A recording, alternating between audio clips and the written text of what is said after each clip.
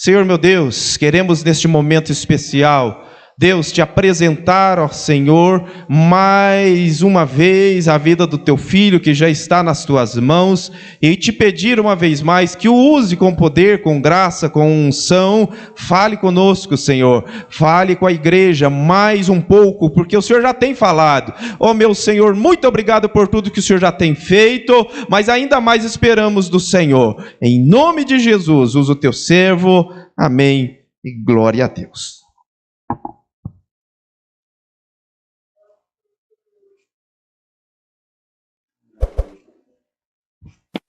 Saúdo os irmãos com a paz do Senhor. Os irmãos podem tomar assento. Graças a Deus pela oportunidade que temos na casa do Senhor. O livro de Marcos, capítulo de número 5.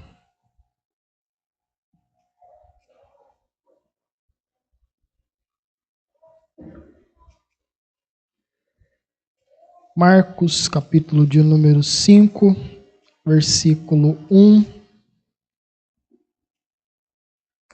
ao versículo de número 9. Marcos, capítulo 5, versículo 1 ao versículo 9. Amém? E chegaram à outra margem do mar, a província dos Gadarenos. E saindo ele do barco, lhe saiu ao seu encontro dos sepulcros um homem com espírito imundo, o qual tinha sua morada nos sepulcros, e nem ainda com cadeias o podia alguém prender. Porque, tendo sido muitas vezes preso com grilhões e cadeias, as cadeias foram por ele feitas em pedaços, e os grilhões em migalhas, e ninguém o podia amansar. E andava sempre, de dia e de noite, clamando pelos montes e pelos sepulcros, e ferindo-se com pedras. E quando viu Jesus ao longe, correu e adorou. E clamando com grande voz, disse: Que tenho eu contigo, Jesus, Filho do Deus Altíssimo? Conjuro-te por Deus que não me atormentes. Porque lhe dizia: Sai deste homem, espírito imundo. E perguntou-lhe: Qual é o teu nome?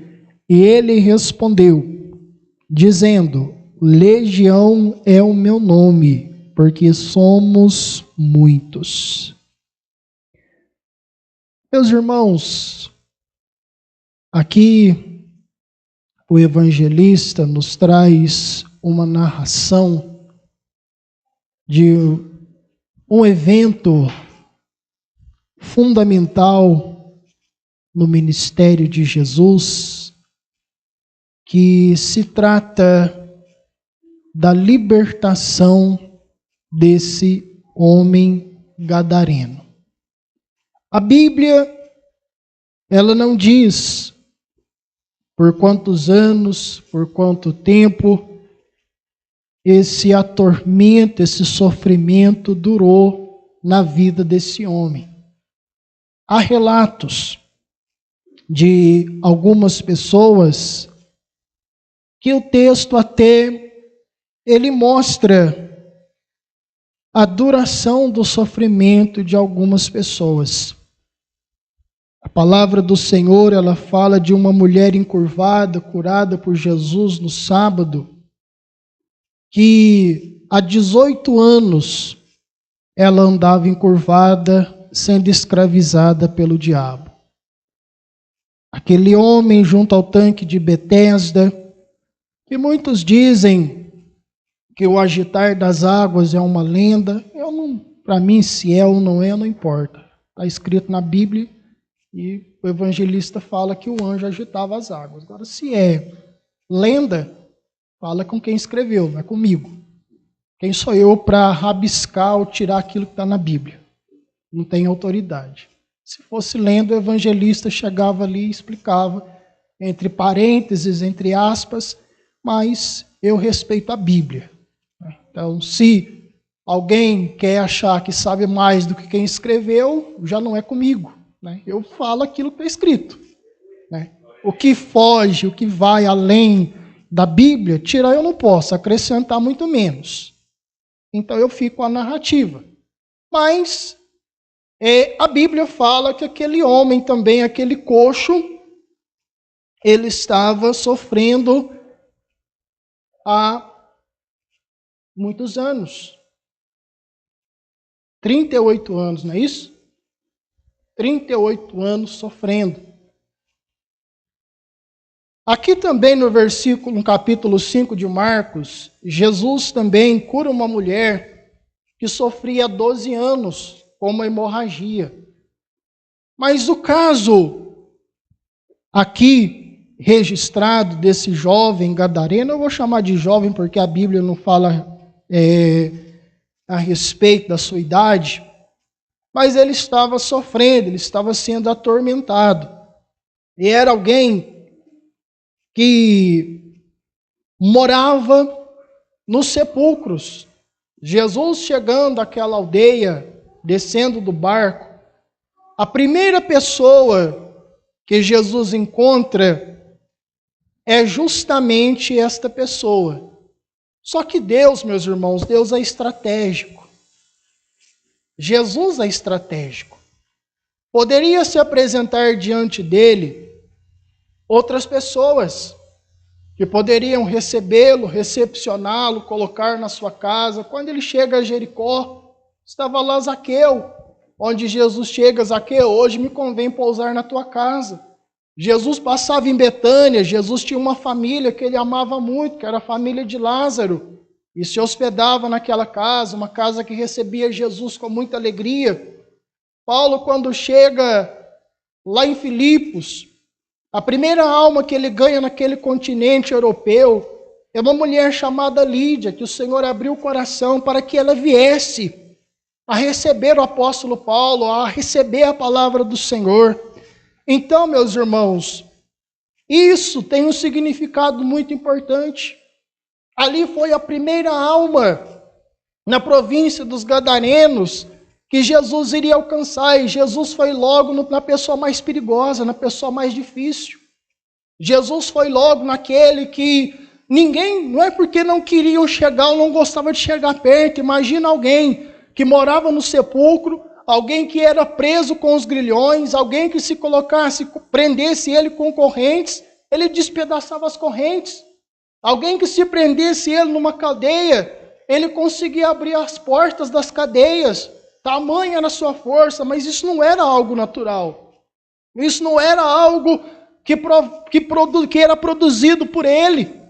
Era um tormento que estava na vida dele, era uma possessão maligna que estava nele, mas Jesus chega naquela província, Jesus chega naquela comunidade, e a primeira alma que ele encontra é justamente esse jovem, este homem. E é através deste homem que Jesus vai demonstrar o seu poder. É através da vida deste homem que Jesus vai demonstrar para todo aquele lugar. Ele poderia chegar ali e curar muitas pessoas. Quantas pessoas não estavam doentes ali? Não tinha hospital na época, não tinha plano de saúde na época, não tinha médicos o suficiente na época. Quantas pessoas acamadas, quantas pessoas leprosas, quantos cegos existiam, quantos paralíticos existiam ali. Mas Jesus foi diretamente nele. Ele se tornou as primícias de Jesus naquele lugar. E aonde Jesus demonstrou na vida dele o seu poder. Porque quando Jesus chega e avista aquele jovem, aquele homem, Jesus já diz: sai dele, espírito maligno. O que nós, meus irmãos, aprendemos com Jesus, e a Bíblia nos revela é que Jesus, o Filho do Homem, ele se manifestou para desfazer as obras do diabo. Jesus, ele veio para arruinar os planos do inimigo da nossa alma. E quando Jesus se aproxima daquele homem,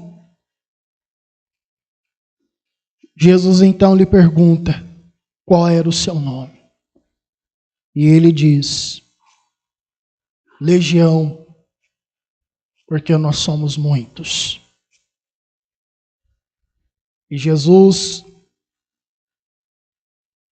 vendo aquilo, e aqueles demônios dizendo: olha, não nos manda longe daqui não. Permite que nos manda para aqueles porcos ali. Estavam lá os criadores de porcos.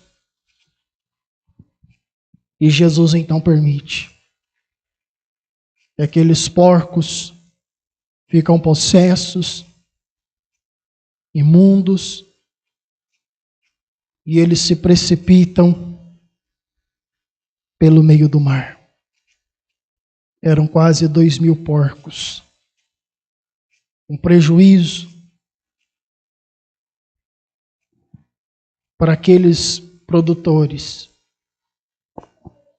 Mas para Deus, meus irmãos, mais vale uma alma salva do que o mundo perdido. Não é versículo, irmão. Não vou citar versículo porque isso não está na Bíblia. Mas vale. Amém? Isso não está na Bíblia não. Procura não, que você não vai encontrar na Bíblia.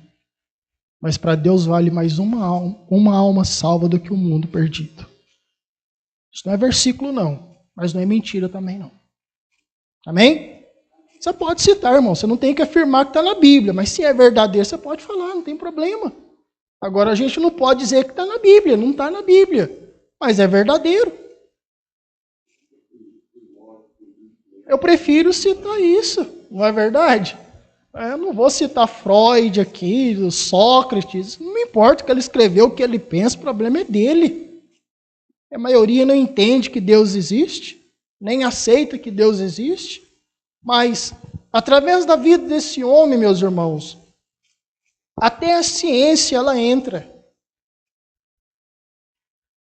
Sabe por que eu cito a ciência? Porque a ciência ela divide a história como? Como que a ciência divide a história? Como que a história é dividida? O mundo é dividido da seguinte forma, a história é da seguinte forma: antes de Cristo e depois de Cristo. Não é assim? Quando se vai contar os anos, não é assim que se conta? 4.000 anos antes de Cristo. Nós não estamos a 2025 depois de Cristo? Cristo, meus irmãos, ainda que a ciência não aceite, não creia no Senhor Jesus como seu único e suficiente Salvador, eles não têm outra forma de dividir a história. Eles não encontraram uma outra forma de dividir a história. Quem divide a história é Jesus. Só que a história desse homem aqui também, quem dividiu a história dele foi Jesus. Esse homem antes de Cristo, antes de conhecer a Jesus, era um homem que vivia no meio do sepulcro, gritando para todo lado, assustando todo mundo, ninguém passava por aquele caminho, arrebentava todas as correntes, era preso, sofria um tormento absurdo, mas isso antes de Cristo na vida dele. A partir do momento em que Jesus se apresenta na vida dele, surge então um novo homem, uma nova vida. E é aí que entra a palavra de Deus, irmãos, em 2 Coríntios 5,17, dizendo: aquele que está em Cristo, nova criatura é, as coisas velhas se passaram, e eis que tudo se fez novo. Aí nós entendemos que a partir do momento que ele aceita Jesus, E aí, meus irmãos, vem a surpresa. Porque um homem perigoso, um homem que metia medo em todo mundo, um homem que ninguém dava jeito. Quando Jesus cura ele, dá um banho nele, corta o cabelo, faz a barba, porque imagina a situação daquele homem. Imagina, meus irmãos, o diabo é sujo. O diabo é sujo. Mas quando Jesus chega, meus irmãos, é como aquele filho que volta para a casa do pai. Imagina a imundície que estava na vida daquele jovem. Mas Jesus chega e diz para o servo, olha, leva ele para tomar um banho, corta o cabelo, faz a barba, veste uma roupa nova, põe um anel na mão, põe uma parca nos pés, que hoje vai ter festa. Hoje vai ter festa. E na vida desse jovem aqui, meus irmãos, não foi diferente. E aí as pessoas olham para ele, assustadas, assentado, vestido, conversando. E as pessoas ficam surpresas. Tem pessoas que não acreditam, mas será que ele mudou mesmo? Será que ele se converteu? Será que ele aceitou Jesus mesmo? Irmão, eu creio em conversão. Eu creio que Jesus transforma vidas.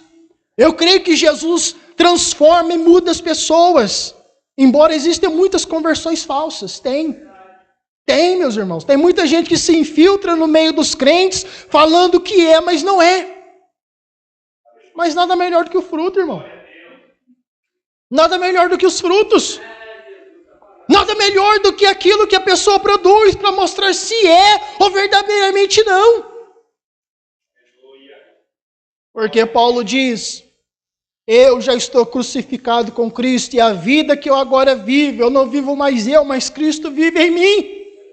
E aí que nós vemos o verdadeiro crente, é crente mesmo. Então o diabo vem e diz, eu vou te provocar, eu vou te derrubar na escada, como aconteceu com a irmã. Quero ver se ele não vai blasfemar agora. Aí o diabo diz, agora ele vai xingar Deus. Mas o crente levanta, irmão, e dá glória. O diabo vem, se coloca e diz, eu vou aprontar para cima dele, eu quero ver se é crente de verdade.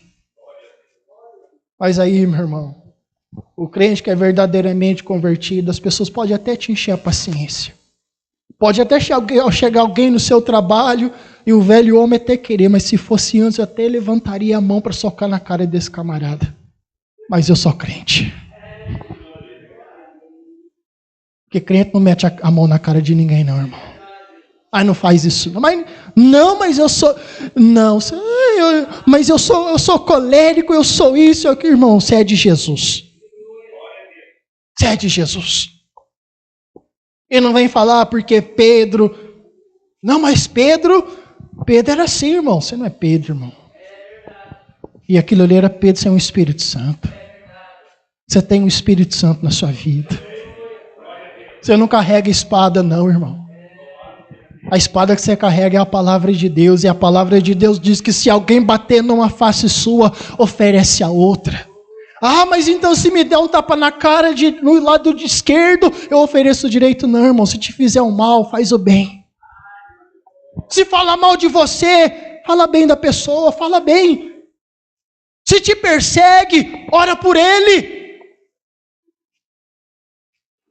Não é pedir para Deus matar, não, irmão. É pedir para Deus transformar. Não. Se ele morrer, ele vai para o inferno, irmão. Jesus quer mandar ele para o céu. Não, mas esse não tem jeito. Olha aqui, irmão. Quem disse que esse camarada tinha jeito, irmão? Quem dava jeito nele? Quem dava jeito nesse homem aqui? Mas o Jesus que você serve, o Jesus que te transformou, e eu sei que assim como eu, você era difícil. Porque tem hora que nem eu me aguento, imagina as pessoas. Tem hora que nem eu me suporto, imagina os outros que têm que me suportar todo dia, irmão. Eu sei que você também é, todos nós somos enjoados. Todos nós temos o nosso momento de mala, sem alça.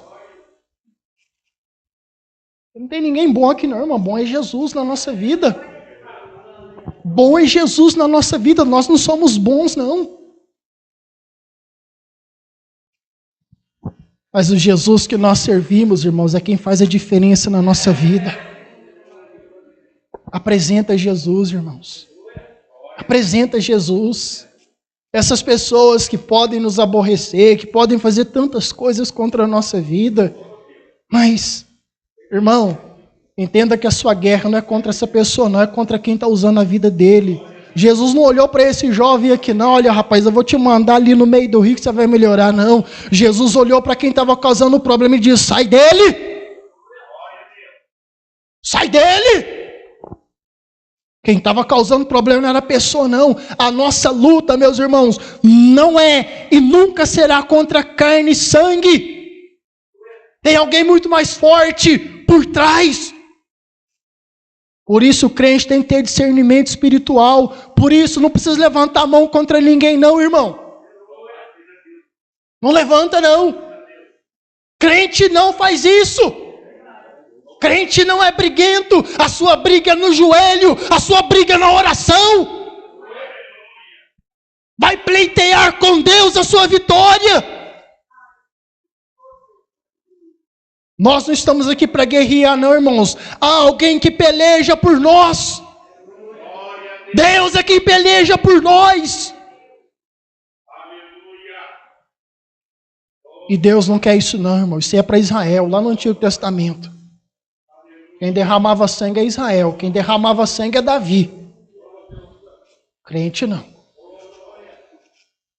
A graça, nós vencemos é com a graça. Não é ferro e fogo, não. Ah, mas me feriu, eu vou ferir também. Não, meu irmão. Você não vai fazer isso, não. Ah, mas acertou o meu olho, eu vou acertar o dele também. Você não vai fazer isso, não. A vingança pertence a Deus. Minha vingança, diz o Senhor. Você não é vingativo, não. Crente não é vingativo. Crente não vinga de ninguém, não, meu irmão.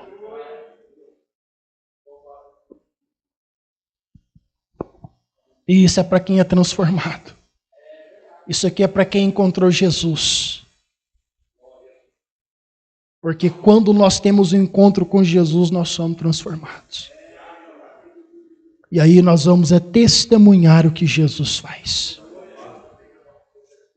Aquele homem queria, Jesus, eu quero te seguir. Falei, não, eu vim aqui, eu te libertei, você foi a primeira alma que eu salvei, eu não vou pregar aqui não, você que vai pregar. É você que vai ganhar essa cidade aqui. E não era só Gadara, não, era 10 cidades. Decápolis, 10 cidades. Jesus falou, você foi a primeira alma que eu ganhei aqui. E vai ser pastor de 10 igrejas. Imagina? Tá vendo o que Deus faz, irmão? Jesus falou, não, você não vai me seguir, não. Mas Jesus, eu não aprendi, não. Você aprendeu, eu te libertei. Você tinha mais de 7.000 demônios te atormentando aí. Você vai botar esses demônios tudo para correr daqui agora. É isso que Deus faz, irmãos. Deus nos libertou para isso. Foi para isso. Para pregar a sua palavra. Onde estiver, irmãos, testemunhe de Jesus. Amém? Imagina o que esse jovem ouviu. Imagina, meus irmãos. Porque muita pessoa vai ouvir, mas quantas pessoas vão criticar? Quantas pessoas vão falar, mas e agora está aí? Ontem mesmo estava lá no sepulcro, lá todo sujo, lambuzado, agora está aí dando uma de crente. É, meus irmãos, Jesus faz isso. Jesus, ele levanta do monturo, Jesus levanta do pó. Jesus pega a gente assim, irmão. Jesus pega a gente assim. Jesus não pega príncipe, Jesus não pega quem está limpinho. Pega também, irmão. Pega. Jesus não tem acepção de pessoas com Jesus, não. Mas Jesus, ele foi e falou, eu vou pegar o mais difícil. Aquele que ninguém consegue amansar. Aquele bravo, aquele difícil. Mas ele vai se tornar o meu cordeiro, a minha ovelha. E é isso que Jesus nos fez, irmão. Ovelhas do seu pasto. Seja bode, não, irmão. Vai sair dando cabeçada aí, não, irmão. Não dá cabeçada nos outros, não. Crente, não dá cabeçada nos outros, não. Você é ovelha, ovelha muda para o matadouro. Não, mas eu não consigo ficar calado. Irmão, imagina Jesus sendo acusado de tanta mentira ali. Não é? Naquele julgamento falso, sendo acusado de tanta coisa. E a Bíblia diz que ele não abriu a sua boca. Por que você vai abrir? Se Jesus sofreu calado, por que você quer brigar com todo mundo? Não sei porque eu estou falando isso não, irmão. Não acompanho a sua vida, não sei o que aconteceu durante a sua semana. Eu não te vigio, nem sua rede social, não acompanho. Não é isso, irmão. Mas eu creio na palavra revelada. Se isso não aconteceu, a Bíblia também exorta, porque pode acontecer. Amém, meus irmãos? A Bíblia trabalha com preventivo. Né? Que não seja curativo, né? Não seja, mas se ainda for, Jesus está curando. Mas que seja preventivo para a nossa vida, amém? Porque pode acontecer, irmão, o diabo é diabo. O diabo é sujo. E ele se levanta contra o crente. E é semana de ceia, pior ainda, né? Então, que Jesus nos ajude, meus irmãos. Mas não saia como bode, não. Seja ovelha do Senhor, porque Jesus te amansou. Então não vem com esse negócio de personalidade, não. Você tem o Espírito Santo. Você pode ter personalidade forte, você pode ser colérico, tanto que for. Você é de Jesus, irmão. Amém? Você não tem que ser briguento, não. Você é de Jesus. Que Deus te abençoe em nome de Jesus. Eu agradeço a oportunidade.